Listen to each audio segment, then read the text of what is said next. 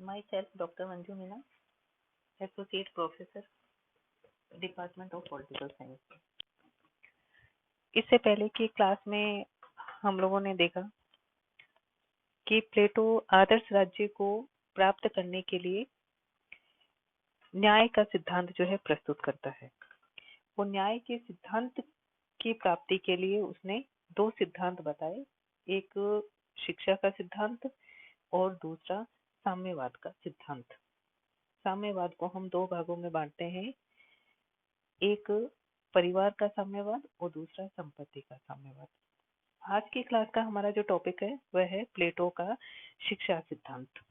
कि शिक्षा के माध्यम से प्लेटो आदर्श राज्य में न्याय कैसे स्थापित करना चाहता था। वैसे तो हम लोगों ने देखा कि प्लेटो की का जो ग्रंथ है रिपब्लिक, उसका मुख्य उद्देश्य जो है न्याय के सिद्धांत की खोज करना है। ठीक है, लेकिन न्याय को कैसे स्थापित किया जाए, ठीक है, ऐसे कौन से साधन हो जिसके माध्यम से हम समाज में न्याय की प्राप्ति कर सकते हैं, उसके लिए प्लेटो ने जो है अपना शिक्षा का सिद्धांत प्रस्तुत किया। और प्लेटो का ये मानना भी था कि सामाजिक शिक्षा ही सामाजिक न्याय का प्रमुख साधन है, मतलब कि शिक्षा के माध्यम से ही हम समाज में न्याय को स्थापित कर सकते हैं।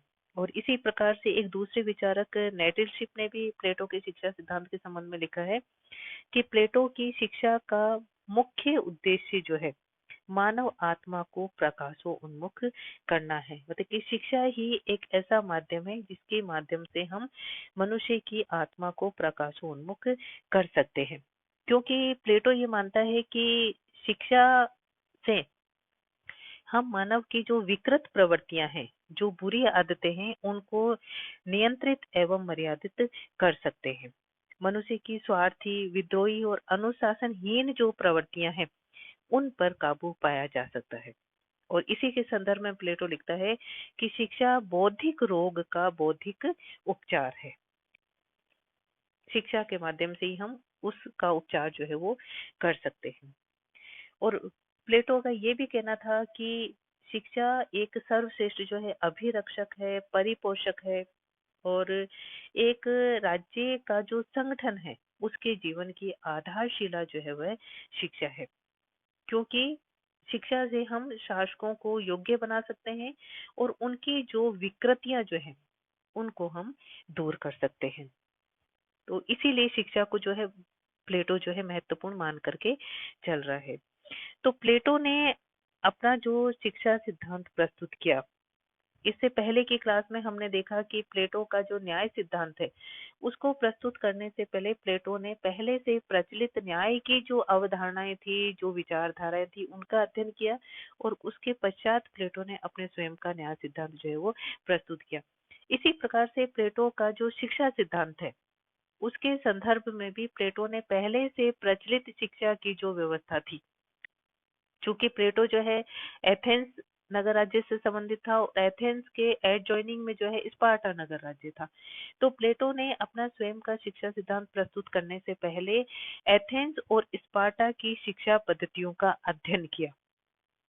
और इन दोनों शिक्षा पद्धतियों के अध्ययन के पश्चात उसे जो इन दोनों शिक्षा पद्धतियों में अच्छी बातें लगी, जो गुण उसको अच्छे लगे, उनको अपनाते हुए प्लेटो ने अपना स्वयं का शिक्षा सिद्धांत जो है वो प्रस्तुत किया।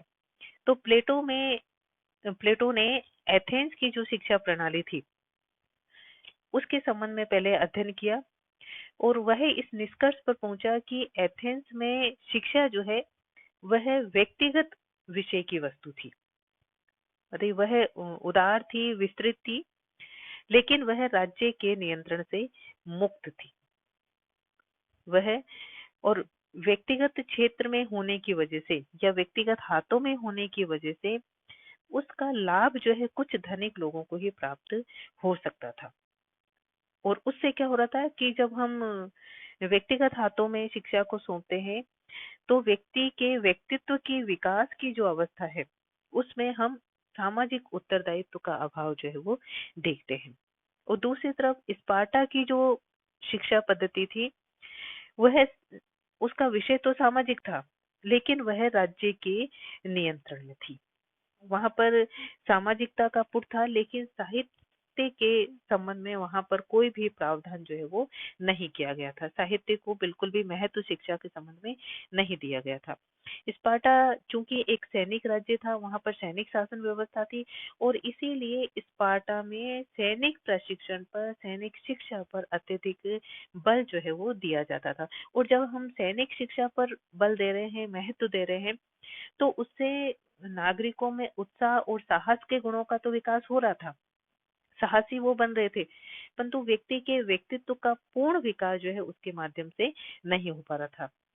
और प्लेटो ने इस प्रकार से एथेंस और स्पार्टा दोनों शिक्षा पद्धतियों का अध्ययन किया, और उसके पश्चात उसने अपने स्वयं का जो शिक्षा सिद्धांत प्रस्तुत किया, उसमें प्लेटो ने इन दोनों शिक्षा प्रणालियों के गुणों का समावेश किया, ताकि व्यक्ति के व्यक्तित्व का सर्वांगीण विकास हो सके, व्यक्तियों में सामाजिकता और कर्तव्य परायणता, एकता आदि के भाव उत्पन्न हो सके।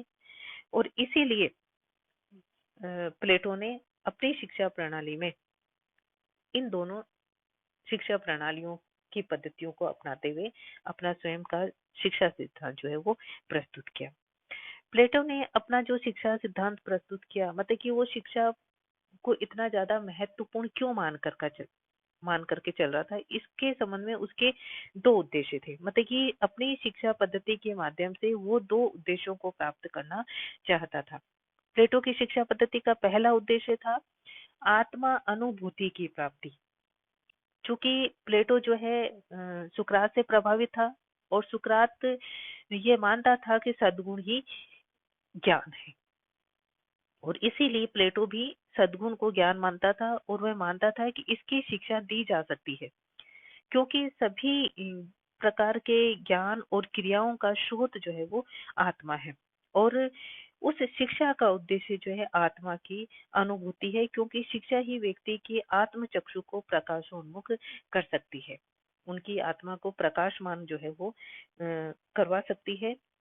दूसरा जो उद्देश्य प्लेटो अपनी शिक्षा के माध्यम से प्राप्त करना चाहता था, वह था अच्छाई का ज्ञान, क्योंकि प्लेटो ये मानता था कि शिक्षा से ही सत्य की प्राप्ति हो सकती है, और उसी से ही हमें कर्तव्यों का ज्ञान जो है वो हो सकता है। यह निरपेक्ष सत्य जो है उसका ज्ञान करवाती है। और इसी के संदर्भ में बारकर जो है उन्होंने ये लिखा है कि शिक्षा जो है सामाजिक नीति परायणता और सत्य की सिद्धि का एकमात्र साधन है। उसके माध्यम से ही हम इन साधनों उद्देश्यों को प्राप्त कर सकते हैं।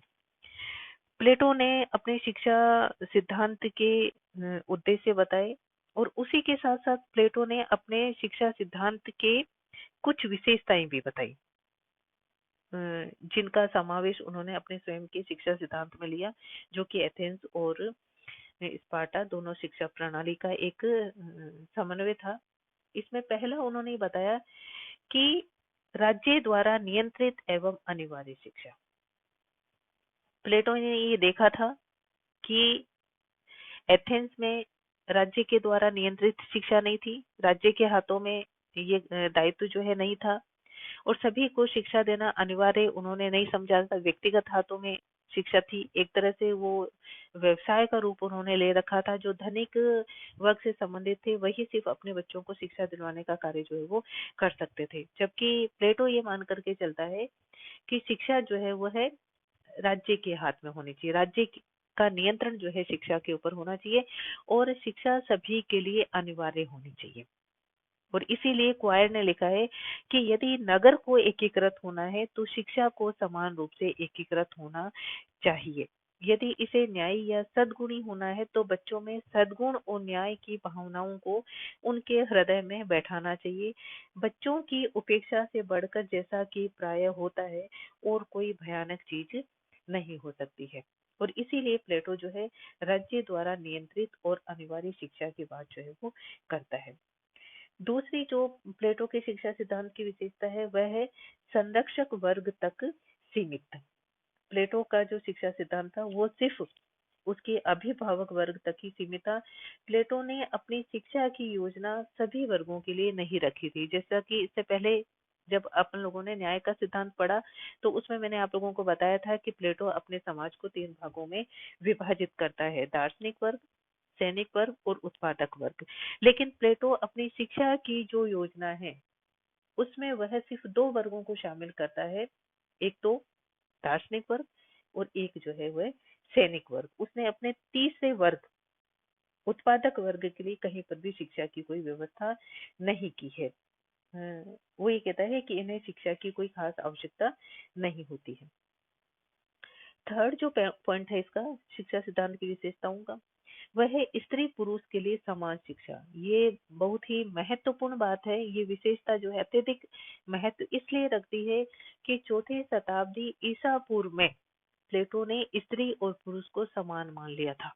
वह स्त्री और पुरुष में किसी भी तरह का फर्क जो है वह नहीं करता है। वो ये कहता है कि स्त्रियों को चार दीवारी से बाहर आना चाहिए।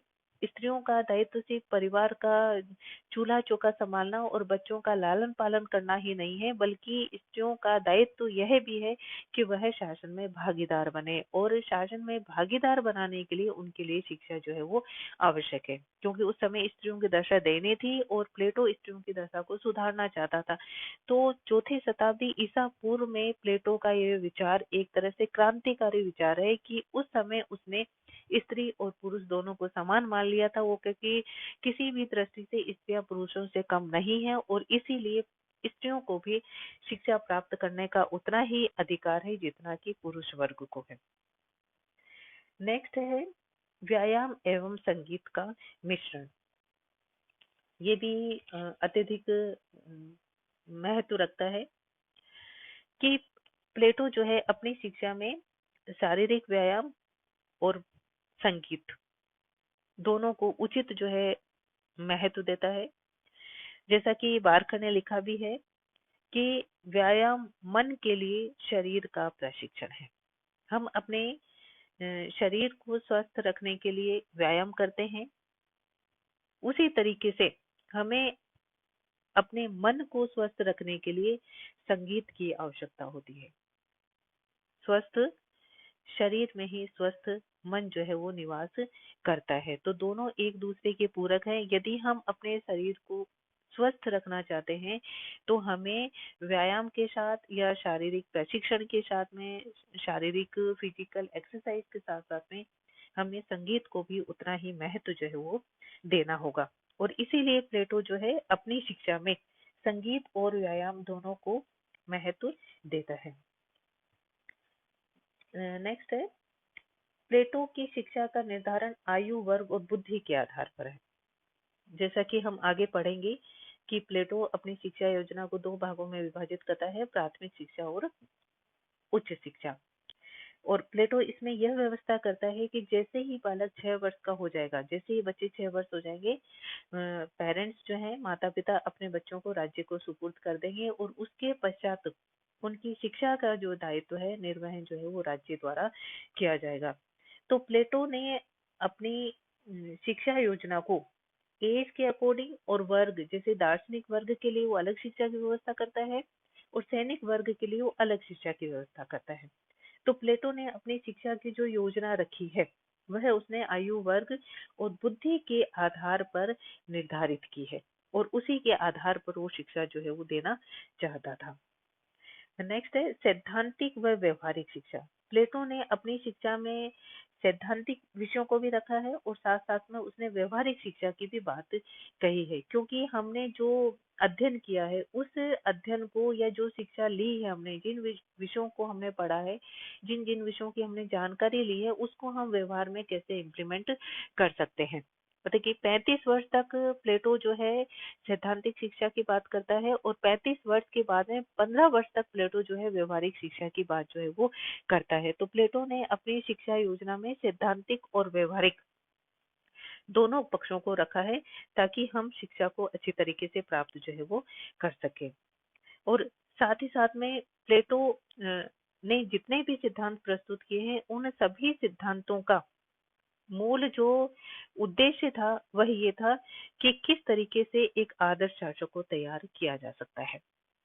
उसने जो भी साधन बताए हैं उनका मूल उद्देश्य ये कि एक आदर्श राज्य स्थापित किया जाए, और उस आदर्श राज्य को स्थापित करने के लिए एक दार्शनिक राजा को प्राप्त हम कैसे कर सकते हैं, और उसमें प्लेटो का ये शिक्षा सिद्धांत जो है वो महत्वपूर्ण भूमिका जो है वो निभाता है। साथ ही साथ में हम ये भी देखते हैं कि प्लेटो की जो शिक्षा है वो अनवरत चलने वाली है, मतलब कि जीवन पर्यंत चलने वाली है। प्लेटो की शिक्षा योजना जो है 6 वर्ष की आयु से शुरू होकर के और साथ साथ में वह 50 वर्ष तक चलने वाली है। तो ये भी उसकी एक मुख्य विशेषता जो है वो मानी जाती है कि प्लेटो अपनी शिक्षा योजना को लगातार जो है चलाने का प्रयास कर रहा है। साथ ही साथ में हम ये भी देखते हैं कि प्लेटो की शिक्षा व्यवस्था का आधार जो है वह मनोवैज्ञानिक है। इसमें प्लेटो ने मनुष्य की आत्मा की जो स्वाभाविक प्रवृत्तियां हैं, उन स्वाभाविक प्रवृत्तियों को ध्यान में रखकर अपनी शिक्षा की व्यवस्था जो है वह की है। तो प्लेटो का जो ये शिक्षा सिद्धांत है, इस शिक्षा सिद्धांत में हमको ये कुछ विशेषताएं जो है वो दिखाई देती है। इसके साथ साथ हम ये भी देखते हैं कि प्लेटो जो है राज्य के द्वारा नियंत्रित शिक्षा में विश्वास रखता था, क्योंकि उसका ये मानना था कि राज्य के द्वारा नियंत्रित शिक्षा ही सभी व्यक्तियों को शिक्षा उपलब्ध करवाने में सहायक हो सकती, उसके माध्यम से हम राज्य में रहने वाले सभी नागरिकों को हम शिक्षित कर सकते हैं, और यह प्रेरणा उसको स्पार्टा से प्राप्त हुई थी। और एक और विशेषता हम इसकी ये देखते हैं कि प्लेटो अपनी शिक्षा को आयु और वर्ग के आधार पर दो भागों में विभाजित करता है। पहली है प्राथमिक शिक्षा और दूसरी है उच्च शिक्षा। और ये जो विभाजन जो प्लेटो ने किया है वो काफी उपयोगी और वैज्ञानिक है। ठीक है, इसे नेक्स्ट क्लास में हम ये देखेंगे कि प्लेटो की शिक्षा की योजना क्या थी और प्लेटो के शिक्षा सिद्धांत की क्या आलोचना की जाती है। धन्यवाद।